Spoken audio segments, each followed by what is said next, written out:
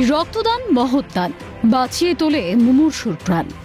কিন্তু সেই দান করা রক্ত যদি কোটি কোটি টাকায় পাচার হয় ভিন রাজ্যে, তবে সম্প্রতি স্বাস্থ্য দফতরের অভ্যন্তরীণ তদন্তে উঠে এসেছে চাঞ্চল্যকর তথ্য।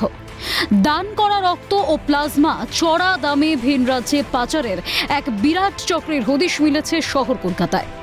রক্তদান শিবির থেকে রক্ত বিক্রি করা হচ্ছে, আর তা চলে যাচ্ছে উত্তরপ্রদেশ, ঝাড়খণ্ড, বিহারে। অথচ মুমূর্ষ রোগীর প্রাণ বাঁচাতে রক্ত মিলছে না। ডোনার আনলে মিলবে রক্ত, এখন একথা শোনা যায় সরকারি হোক বা বেসরকারি ব্লাড ব্যাংকে। যদিও তদন্ত প্রক্রিয়া শুরুর আশ্বাস দিয়েছেন স্বাস্থ্যমন্ত্রী ডক্টর শারদ দত্ত মুখোপাধ্যায়। তদন্ত হোক, এক্ষুনি তো সঙ্গে সঙ্গে স্বাস্থ্য দপ্তর বিচার নিতে পারে না। তদন্ত হতে দিন, যেগুলো এসছে সেগুলো অ্যালিগেশন, সেগুলো আগে তদন্ত হোক, তারপর নিশ্চয়ই। ভিন রাজ্যে রক্ত পাচারের প্রসঙ্গে শ্রমিক ভট্টাচার্য বিদ্রুপের সুরে বলেন, পুরো রাজ্যটাই পাচার হয়ে যাচ্ছিল বাংলাদেশে।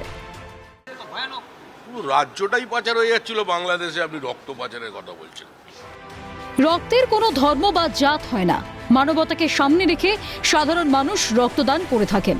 কিন্তু এবার সেই রক্তদান শিবির থেকেই রক্ত পাচারের মতো গুরুতর অভিযোগ ওঠায় চাঞ্চল্য ছড়িয়েছে। এখন দেখার তদন্তে কি কি ঠিক উঠে আসে। তবে বিজেপি সরকারের হাত ধরে এই চক্রের সমূলে বিনাশ ঘটবে বলেই মত ওয়াকিবহল মহলের। ক্যালকাটা নিউজ।